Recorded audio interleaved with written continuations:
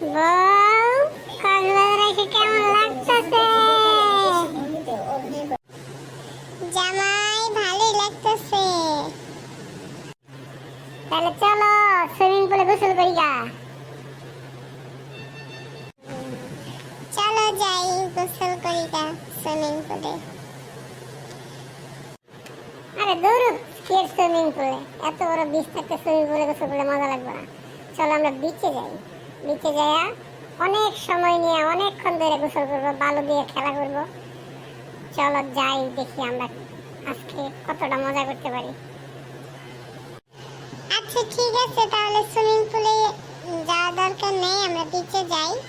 বিচে গিয়ে গোসল করবো, একটা টায়ার নিও, পানিতে ভেসে থাকতে পারবো।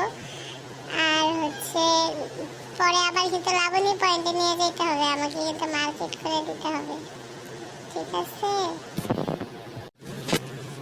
আরে দূর, খালি মার্কেট আর মার্কেট, সব জায়গায় খালি মার্কেট। এত মার্কেটের বোঝা কি থাকতে জানি কথা।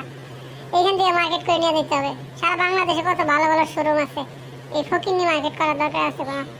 এই বার্মিস মার্কেট আমরা করবো ইয়ে থেকে, ব্র্যান্ডের শোরুম থেকে।